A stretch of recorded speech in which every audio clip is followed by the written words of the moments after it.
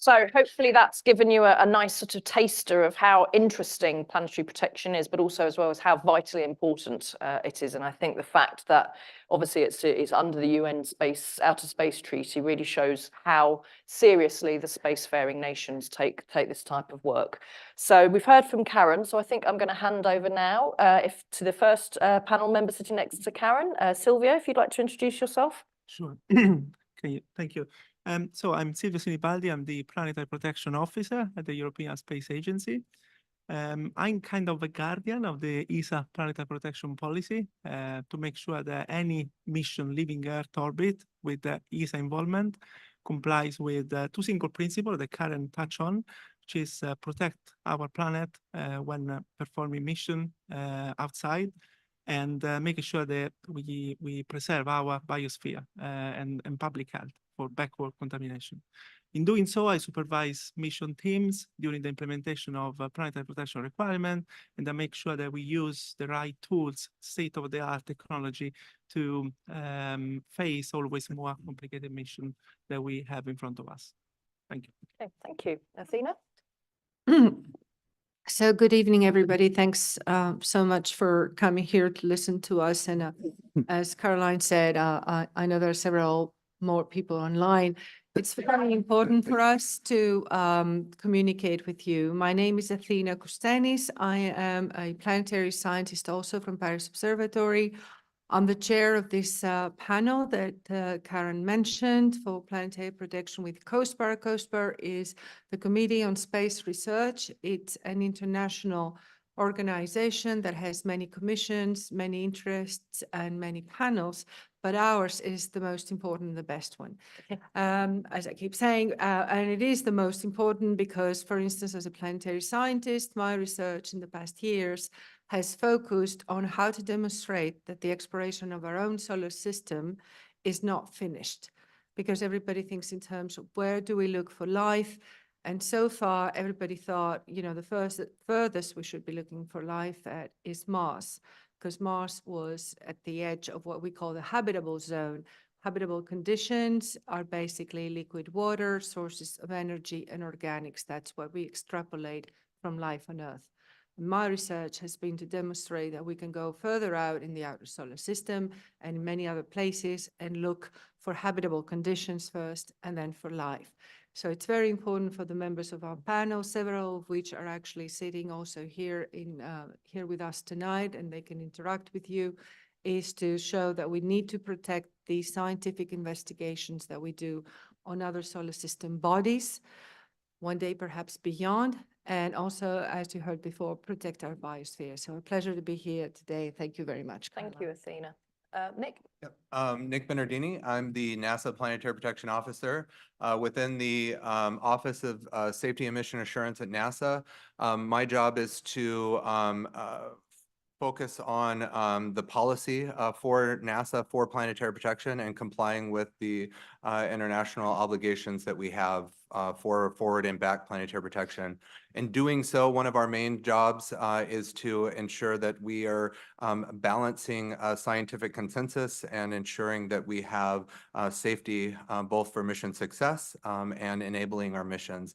Really, the job for planetary protection is ensuring that we're enabling the science of today's missions, but also thinking about tomorrow's missions. So we don't necessarily want to contaminate or do something today on a planet that we'll regret later when we go and explore. So part of the work that we do is not only looking at the compliance of those missions and focusing on clean room and assessments of the biological cleanliness of those missions, but also to think about the research that we need for kind of next generation, whether it's omics or risk assurance cases, and helping move that forward for tomorrow's missions to be successful. Thanks. And last but not least, Nicholas? Here comes the lawyer. Yes, I'm the only lawyer in this panel. My name is Niklas Edman. I'm vice chair of the panel. I'm also, since a few weeks, the general counsel of this organization, COSPAR, that we are representing. And I retired from the United Nations in September last year, where I had been for the past 18 years, serving mainly as the secretary of the Intergovernmental Committee on the Peaceful Uses of Outer Space with 102 states members. Lovely. Thank you very much. Right, okay, so I have some colleagues here in the room with roving microphones. So they will be roving around. There's one over here and there's one over here. And also I have some colleagues who are going to be checking questions that are coming in from the internet. So hopefully we'll be able to get to answer all your questions. You can ask your question and you can say, direct it to a specific panel member, or you could say like all the panel's view. It's really, this is basically a nice open discussion, and I will try and sort of facilitate as well. So does anyone in the room have a question? There is one over there. Thank you. What is the worst bug for getting on spacecraft? Ooh. What The- gets the word everywhere? Yeah. So what A is the worst- human. Yeah. Sorry. The worst bug you could get on a spacecraft. Yeah, I mean, there is no straight answer. It really depends on what you're targeting, the target body. So if you think about Mars, for example, it has completely different condition than icy moons, for example. So a bug that can adapt on Mars condition, you might find a hard life in adapting on icy moon condition, for example. But there are very multi-tolerant to stressors bugs. Is the right word? I like it.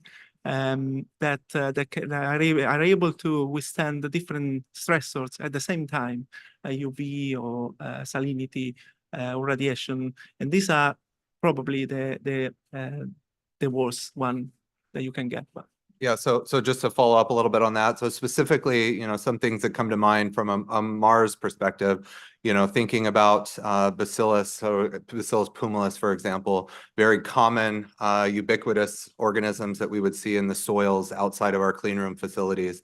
So these are the types of things that are resistant to a lot of our cleaning regimes. So we have to do and take a lot of care into removing them from the spacecraft and making sure that they're not introduced for that recontamination perspective after we introduce clean hardware in.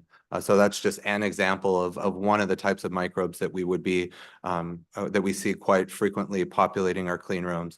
We do a lot of also microbial surveys to understand what's on the spacecraft as well as what's in the facilities.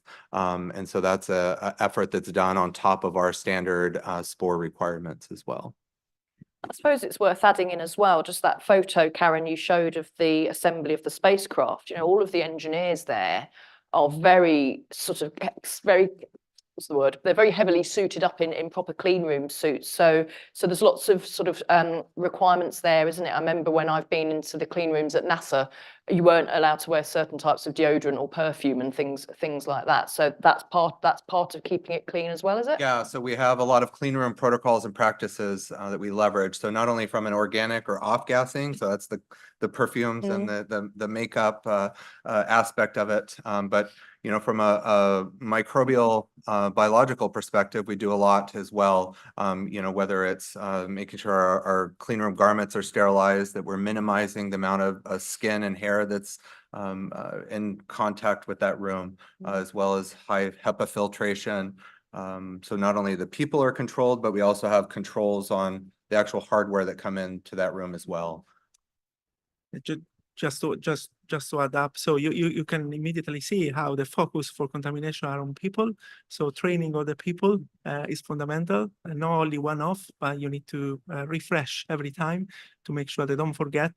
And then also some policing is needed at some point, because people are really focused on working on the hardware. They might forget some of the measures that they need to take for cleanliness aspects. So soft skills are very important to communicate with those people and to make sure they understand the rationale of why we want certain level of cleanliness.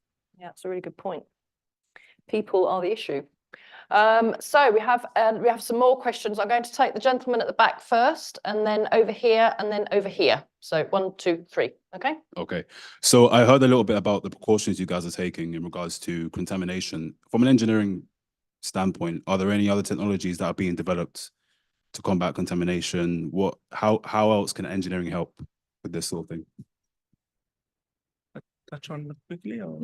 Yeah, please. Okay. Go. Yeah, so, right, so, yeah, engineering is a fundamental aspect. If you think about sterilization, Karen mentioned different methodology like UV radiation, heat sterilization, hydrogen peroxide. And as you can imagine, and you know, the method that you use depends on the material and the equipment that you are dealing with.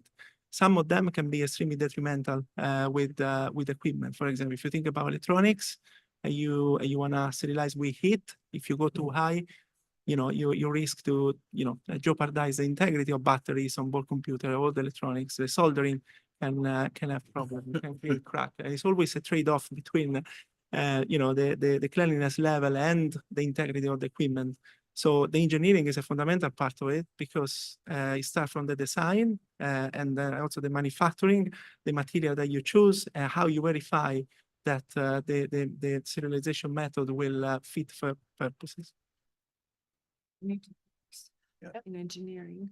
Yeah, any other comments on that? Yeah, I think the other part of it is order of operations is key, particularly thinking through that order of operations to keep your hardware clean.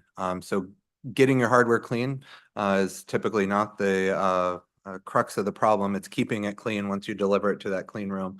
What you need to do to keep it not getting contaminated or potentially mitigations to re-clean.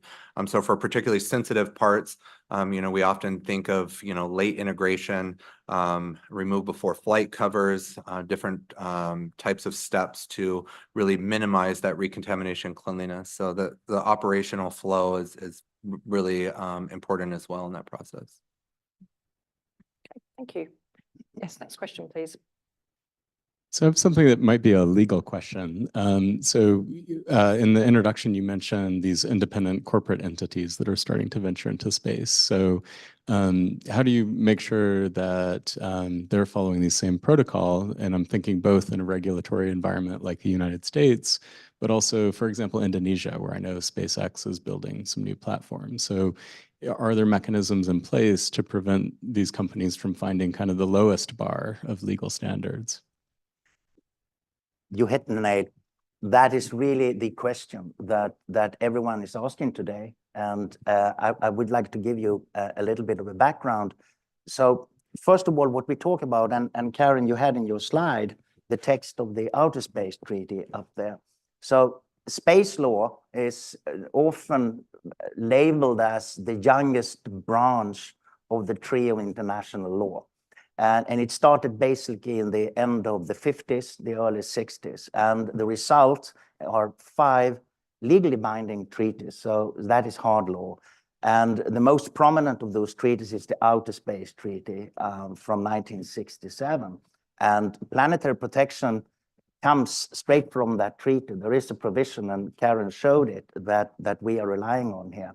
And that is an obligation of states parties to the treaty, and there are now 114 states that are legally bound by the treaty, among them all the major spacefaring nations.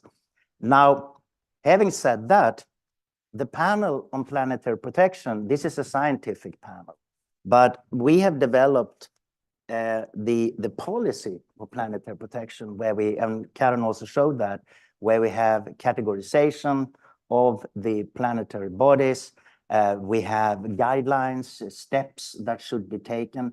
And this is an international standard. It's voluntary, non-legally binding. It's up to the respective governments and their regulatory agencies and authorities to pick up this, and then, of course, to implement it in their national regulatory systems. So your question is better posed to the United States and to the European Space Agency, but representing member states of the European Space Agency in this case. But having said that, yes. So we are not policing what states are doing. And that is no, we cannot do that. And there are no enforcement mechanisms under international space law. And when you point really the finger at how do we foresee that states around the world are taking this seriously, and so that not private sector entities can bypass rules, and that would lead to a kind of a flag of convenience situation that we have seen so many times for decades in shipping. Well, that is really the complicated scenario here. The Committee on the Peaceful Uses of Outer Space, and that meets every year in Vienna, is actually, in a way, the parent body for international space law. So all those treaties and also guidelines and resolutions and other instruments and principles have been deliberated and adopted by that particular committee. And as we speak, past week and this week, the legal subcommittee of this body, COPUS, is meeting in Vienna. And they are debating precisely those points. There is now an ongoing work in the legal subcommittee looking into prospects of coming to a common understanding among all those states, 102 member states, on the exploration, exploitation, and utilization of space resources on the moon and other celestial bodies, and for which also planetary protection is important. But here we have two different communities. We have the astrobiological community concerned with exploration, and then we have a completely different community of mining and utilization. But planetary protection is the common ground for both communities, because regardless of the aim of your activities, you must foresee and protect, not, I would say, primarily the environments of the moon and other celestial bodies, but protect the possibility of continuing investigation, scientific investigation, and more importantly, what we label as backward contamination, that is also raised in the Outer Space Treaty, and that is that we protect the biosphere of planet Earth so that we don't bring any items back to Earth that could be contaminated with organisms. And it's always a debate. And as we know, this is part of governance. This is part of diplomacy. So I have now tried to answer your question, and you immediately realize that that guy is not answering my question. Because there is no straight answer, you see. It is a dialogue among representatives of member states, of governments, that really need to come together and try to get the best out of it. And we have in the panel, I would add, quite actively involving private sector, particularly industry. And we have, I mean, Athena can talk a little bit about that, but we are trying to really have a dialogue with the actors out there that are actually really important for planetary missions to also come and have a dialogue with us. And I would actually like Athena to maybe say a few words on the role of industry and how we are working with them. And then, of course, it's free for the US or ESA to talk about the implementation. Lovely. So I'm just going to jump in. As we know, lawyers charge by the minute. Yeah. So Nicholas is going into lawyer mode there with his very, very detailed non-answer. Yeah. It was the answer I was expecting. It was, no, it was, Not, you know. but it's true. It is a very challenge. You know, it is a very challenge. But Athena, I think you've got some points. Yeah, you'd like to so just so you don't feel alone, I think my answer will also complement something about the previous question, which had to do with engineering. Our panel is composed today of 26 members. And of those 26 members, about a third has engineering experience, actually. So we're not all mad scientists, you know, deciding the laws of the universe. And the other thing is that, indeed, to answer your question, the first aspect that we are trying to put in place is information. If you do not give out the information about how we put the policy together and what is in the policy, what is included, what are the requirements, then you miss the point, and then the commercial sector and other people are just going to go away. It's not because we have 12 space agencies in the panel that then we touch the whole industry spectrum. But in our panel now, we have presentations. Just these past few days, we had this wonderful event here in London, and we had representatives from Blue Origin, and we had representatives from Airbus, Thales, startup companies, DLR, OHB, and different other industry companies. And they come because they're interested and they want to find out what this is all about. And for those of them who are big companies, SpaceX we've had, so they know what we're doing.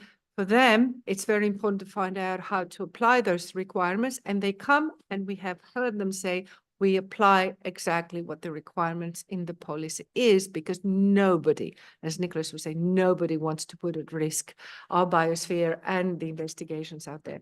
So our means is communication and passing on the information, both to the engineers and to the scientists. And in the UK, we actually have, part of our legislation, we have the Planetary Protection Advisory Panel, which is set up by the UK Space Agency, and they work with the civil aviation, and we have academic experts and we have industry working together to ensure that our licensing process is in line with these requirements. So it is kind of at that level, it is on a country by country level, how we implement that. And that's something that we do within the UK to ensure that we're in line with our requirements in the space strategy and the industrial strategy. Thank you. I think we'll go to some questions here, and then we'll go to some online questions which have been coming in. Thank you. So my question's about back contamination, and there's a few parts to my question. And I'm thinking in terms of the return sample that came from the asteroid. I don't know what that was called, but I was a bit surprised to sort of see that, it just sort of landed in the desert, and a few people sort of came and picked it up. I mean, was there an assumption there, first of all, that the heat of re-entry would have killed any potential life forms? I mean, that's the first part of my question. And then in terms of, would I be right in thinking that back protection is potentially a more difficult or more delicate exercise? Because on the one hand, we may not know about we won't know about astrobiological life forms. No idea. I mean, they could be even, like some viruses, non-biological. So, how would we know what we're trying to destroy, to protect Earth's biosphere? And then, connected to that, obviously the risk to us is infinitely higher for any contamination come to us than potentially contaminating, one of the outer planets, to life on Earth. And then thirdly, the delicate bit is you don't want to sort of blast it with radiation and chemicals and to kill anything, because you might want to have a look at what's in there that's alive. I mean, that's part of the whole idea, isn't it? So I just wondered what are the sort of balancing decisions there? So I might hand to Nick first, because you would have been involved with Yeah, working so with you're referring directing. to the OREX mission that we just landed a sample return from Bennu. So this is a unrestricted Earth return sample. So Karen presented the table of restricted and unrestricted targets. So as part of the effort that the COSPAR panel does, they go through and look at the scientific potential of life or risk, as it were, when we do various target bodies when we bring material back to Earth. So as such, we went through an understanding that this target body that we brought samples back was very unlikely to have anything hazardous to Earth's biosphere. And so that's why it was categorized in that unrestricted Earth return category. Therefore, we could have measures of going and picking it up in the desert. And then all of the efforts that you saw on the back end is really focusing on how do we preserve that science. So as they had all those handoffs, getting into the clean room and how they opened it up. That was really making sure that we're doing the proper astromaterial and curation efforts so that the scientists are not getting cross-contaminated samples as they open it up and slice that out to the science community. Yeah, just to say, there were also samples brought back from the moon, as you know, and then in the future, there are going to be other samples coming back. And I would like to ask the experts here to just explain, because the third part of your question had to do with other perhaps samples that we bring back, and not just something that we think has very low risk probability, because there is a whole protocol behind anything we bring back from, potentially including or not including alien life. You don't get the impression that we're always going to bring something back and go pick it up and then distribute it. There is such a very, very hard and dense and complicated protocol behind everything. And I would like to say that we have facilities and we have curation and we have all kinds of things that maybe perhaps a specialist would like to. Well, I mean, yes, it is something obviously that is of concern. We think the risk of anything being in a Martian sample is low. And if there is anything, the risk of it being hazardous is very low, but you cannot rule it out. And as you say, I often use the example of, I don't want to be the person responsible for bringing something back and then 20 years later, all the bees start dying and nobody knows why, and ecosystems collapse.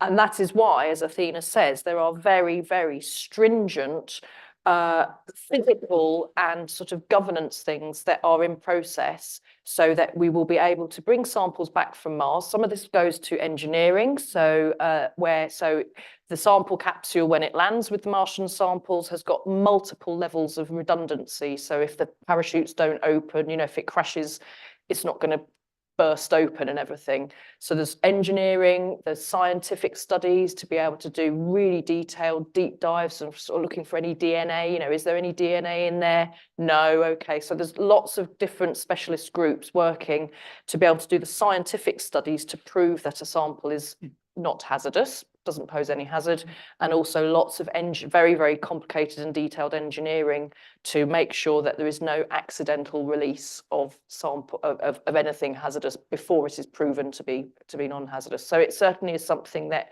we are very concerned with. And when I say concerned, as in we are concerned to make sure that we're doing absolutely the right thing. And there's experts here working on this. I can see one or two in the room as well. So this is an international effort. I was just thinking, and I wasn't thinking this is my question, but the COVID-19 escaping potentially from a Wuhan lab. I mean, if we couldn't control that happening on Earth potentially, are we absolutely certain that we So it's protection? There is obviously discussion about whether COVID-19 did come out of that Wuhan lab. People have different opinions on that. We do know that things do get out of containment labs. We've had a case in the UK relatively recently where some foot and mouth disease got out of a lab. So these things are known. And that is why there is very, very, very stringent measures in place to stop these things happening. And actually, one of the things that Silvio mentioned about working, a lot of it is actually to do with how people work within these types of environments. So some of the options that are being looked at is where you take a human out of the sort of loop of being in direct contact with that sample. And we're looking at things like, we call them double-walled isolators. These are very sophisticated big boxes where you can put equipment in. It keeps the samples safe, so no terrestrial contamination goes into the box, nothing comes out of the box. And actually you are working on that sample from a room, potentially in another country, and doing using robotic handling and everything. So again, you take humans out of the loop, and that's actually a bit of a safety step. I've whittled on enough about that. Anything? Do you want to, Silvio, Well, to add something? you actually said it all. Despite the international consensus agrees that there are no locking keys to to have a potential pathogen that create problem in our biosphere, we take a precautionary approach where we put in place all these things that we've been talking about. One thing I wanted to touch on was we fully appreciate that the perception of the risk that public has compared to the engineers and the people that they daily work on the hardware and on the projects, it might be completely different. And this is one of the reasons why we are here standing up in front of you, trying to, not relax, because I don't know that is possible, but to explain what we are doing. Because we do consider the public as a proper stakeholder for this kind of mission. We've seen, especially, we appreciate after the COVID-19, we all been affected. And so this is one of the events that we want also to use to communicate their risk as well. And just to add, not only is it an international component, and we're leveraging our science and engineers that are building spacecraft and doing all these complex analysis, but we're also leveraging all of our other interagency, our public health partners, key people that, have worked in these high containment labs to provide these lessons learned to help us, really understand what processes and practices we need in place. And so it's really just not only the space community, but it's a larger network that we're really pulling on to draw in that core of knowledge to be able to apply those safety measures that we need. So, thank you. Okay, we're going to go to some online questions now, and then we'll come back to the room if that's okay.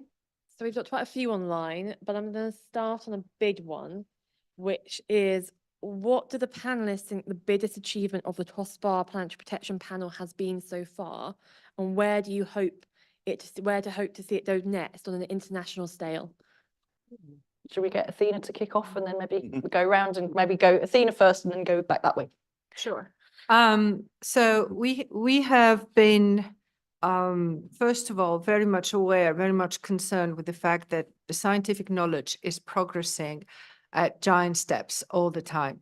We cannot ignore the fact that we have new findings all the time about some of the bodies out there.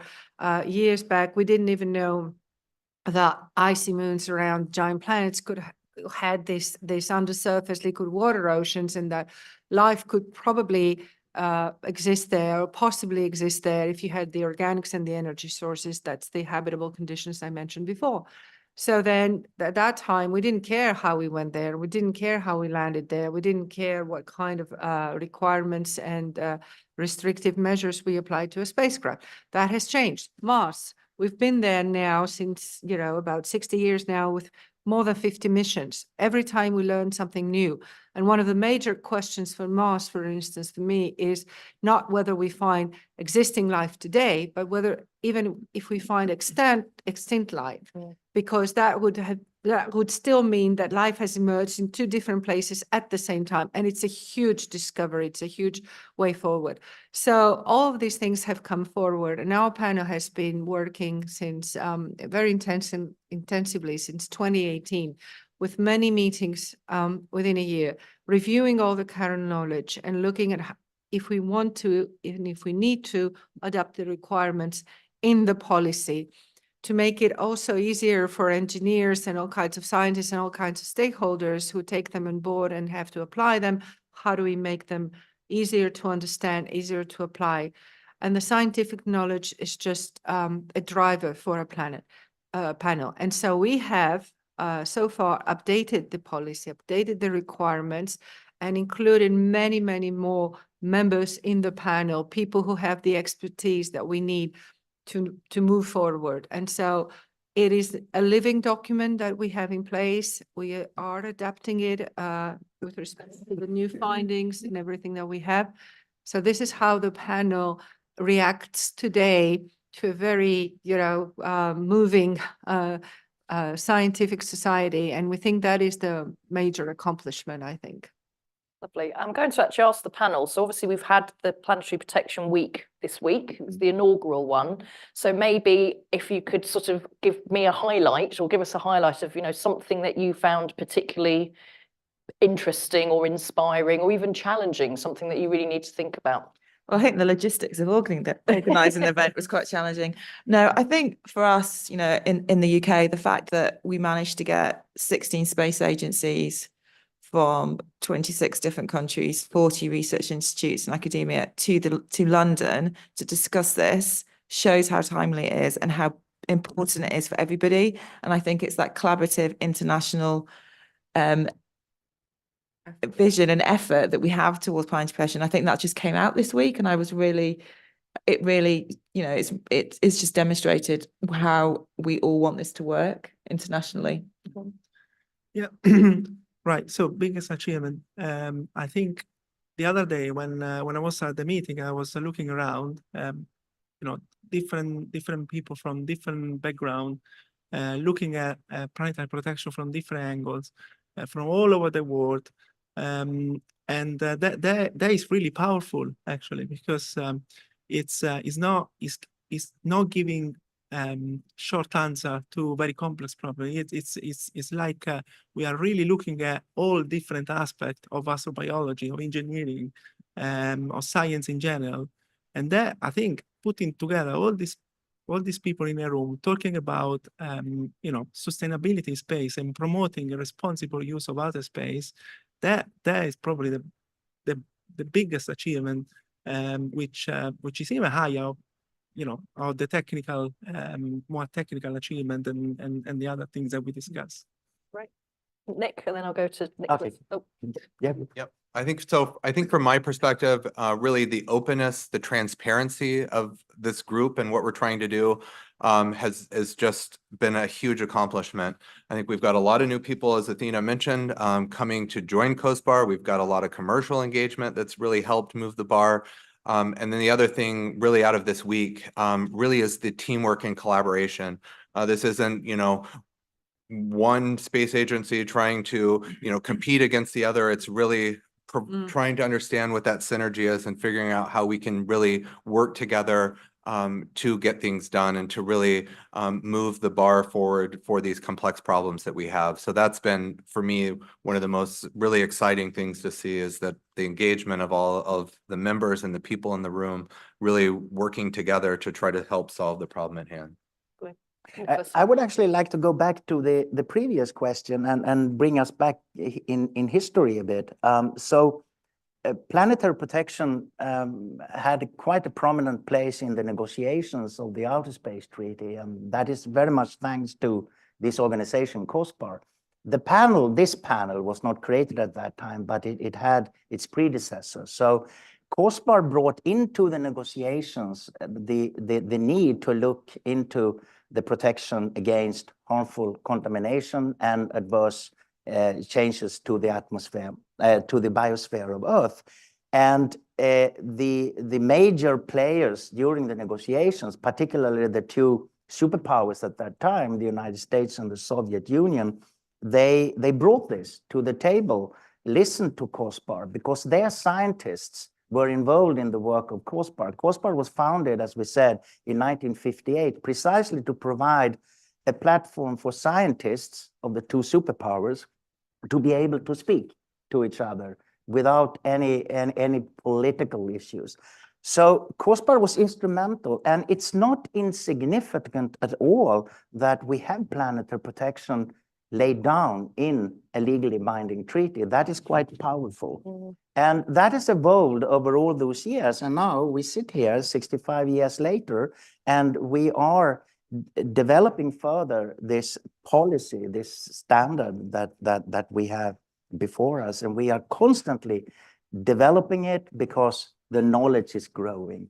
And we have the representatives of national governmental space agencies, and we have scientific expertise, independent expertise in the panel. And that is like, bring it in a historical perspective, I would say. And that is quite powerful. Yeah, definitely. Thank you. One more question online, and then we'll come back to the room maybe. So I suppose the next one would be, are there any upcoming missions that you guys are particularly excited about to offer opportunities to advance our understanding of planetary protection? Maybe start with, let's go start at that end this time. Sorry, Nicholas, going to put you on the spot. I don't think I got the entire And question. space missions, but I think you should give No. the space agency. Yeah, help I and- passed that. and the I give it to the space planetary agency. scientists. Okay. So you're saying get the lawyer be quiet now? Yeah, the okay. lawyer is. Okay, let's start with Nick and Silvio, and then maybe Karen, Thea, so- and I can say. So there's two particular missions coming up that we're really excited about, at least from a NASA and a lot of international collaboration there as well. The first is Europa Clipper. This is going to be launched in the October timeframe. So we're in launch operations and prep for getting this on the launch pad now. This is going to explore Europa, and it has very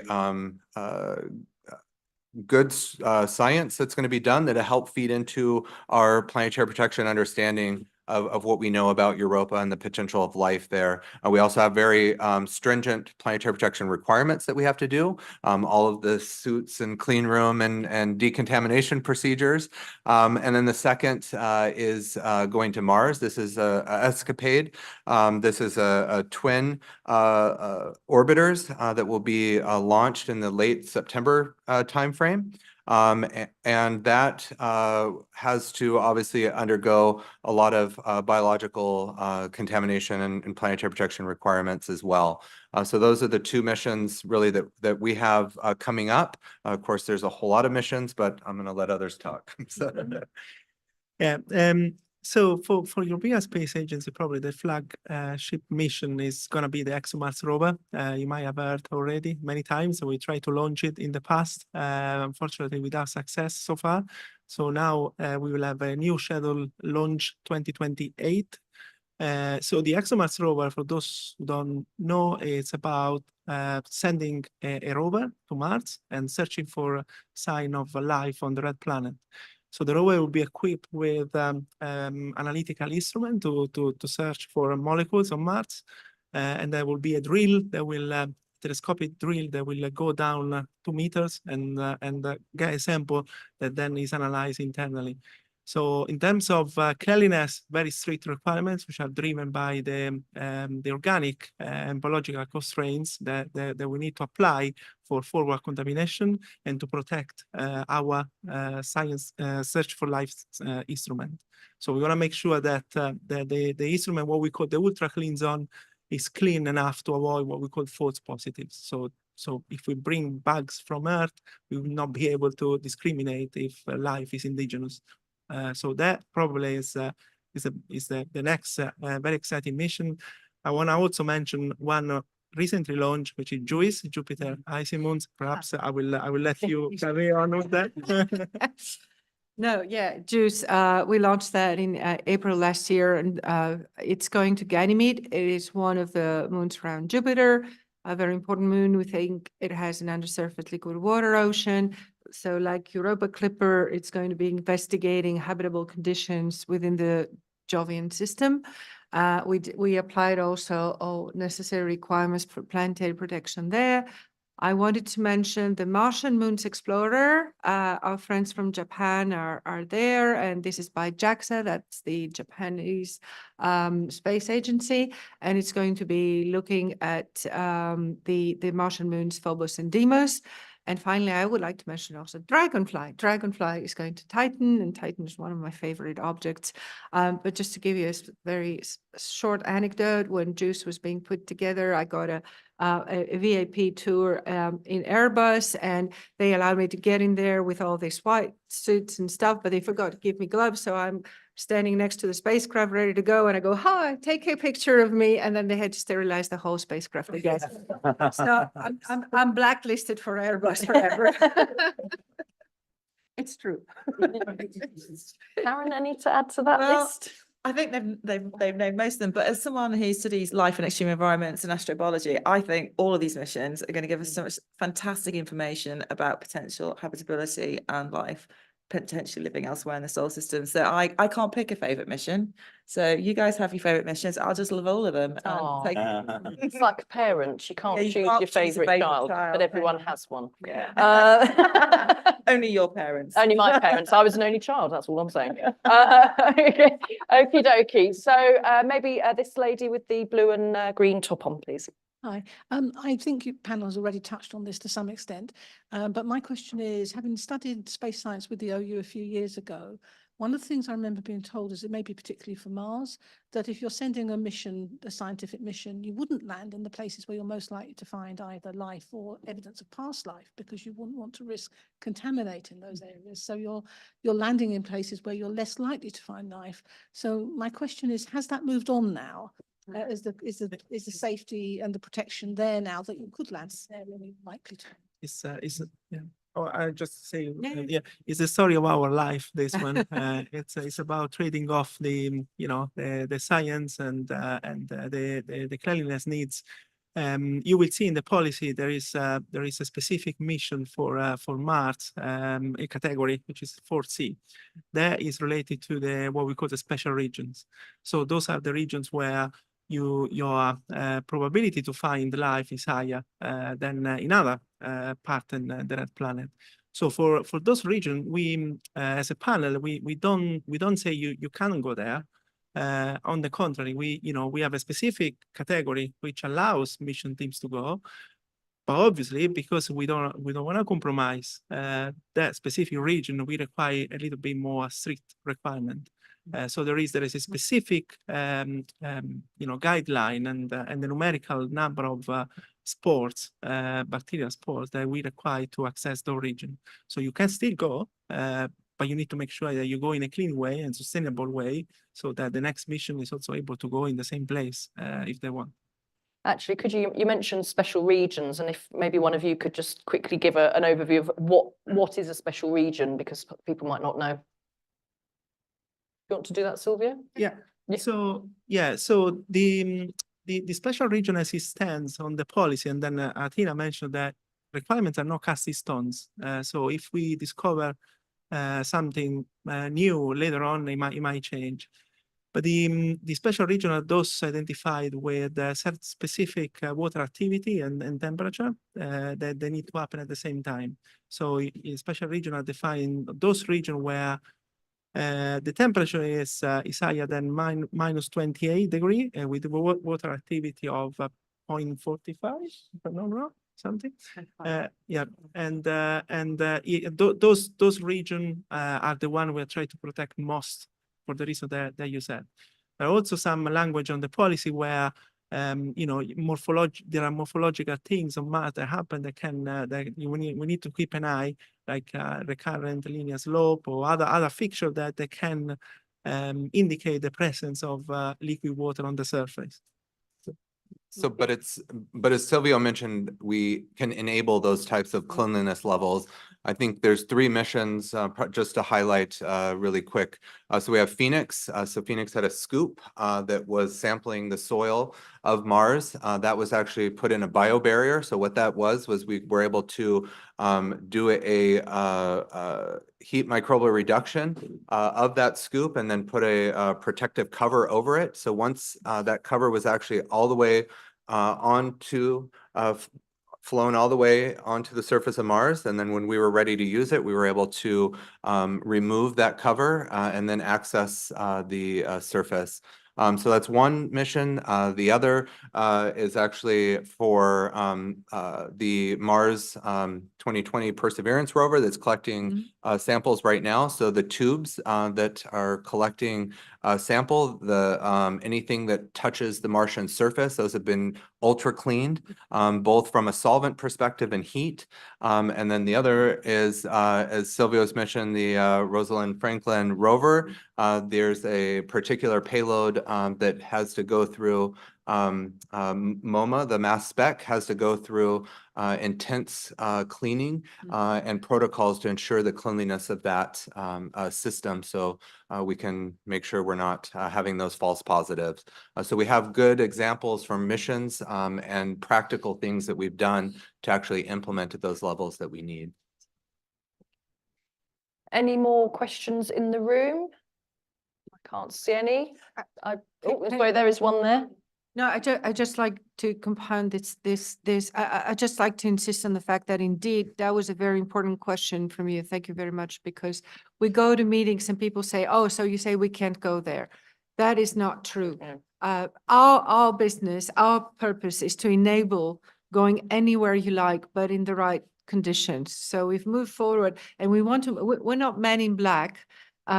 we're guardians of the galaxy. So do it this way. So seriously, but yeah, so you can go wherever you want, but please check with the policy before, just to make sure that you're going there the right way. Okay, so we'll take this one last in the room and then one last maybe online, and then we'll have to call it an evening, I'm afraid. So it's actually the person behind you, sorry. Yeah, my question was, the Artemis Accords came out recently. And like up until now, like the Outer Space Treaty has been like the key thing for planetary protection.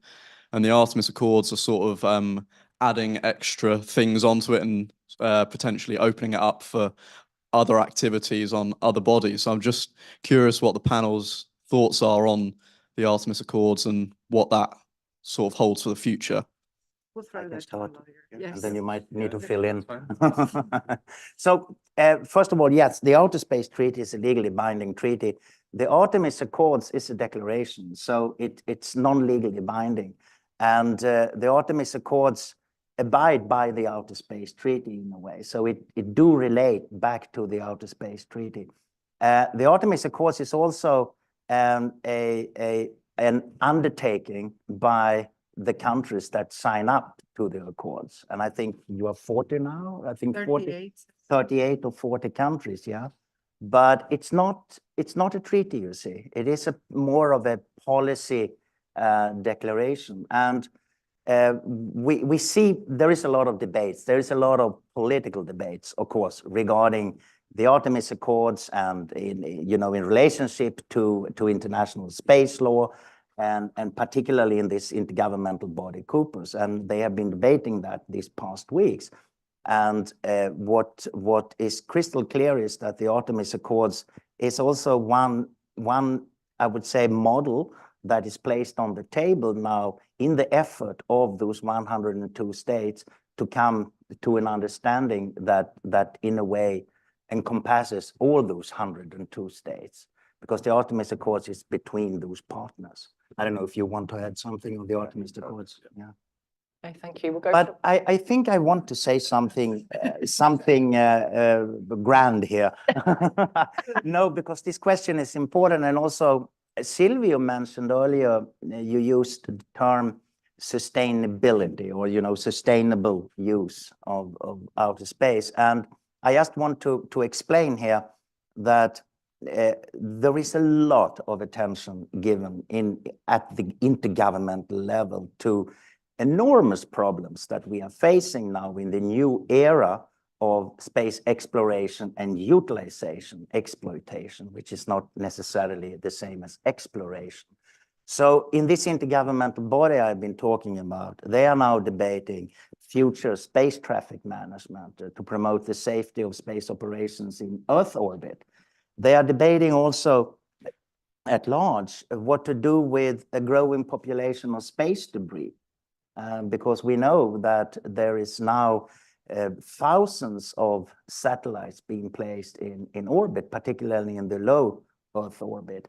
They are debating, as I said earlier, the future utilization or exploitation of resources of the moon, but also in the future of asteroids and other planets. Dark and quiet skies and the impact that mega constellations have on terrestrial astronomy is now a new topic on the agenda of this intergovernmental body.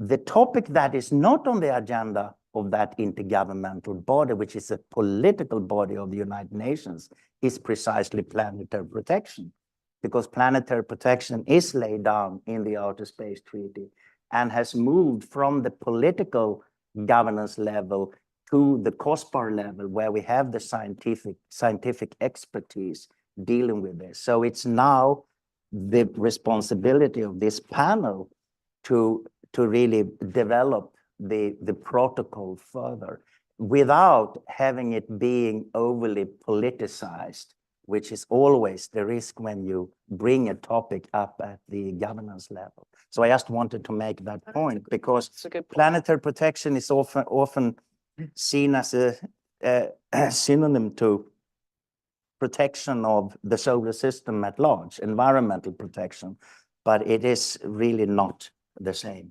Yeah, Great.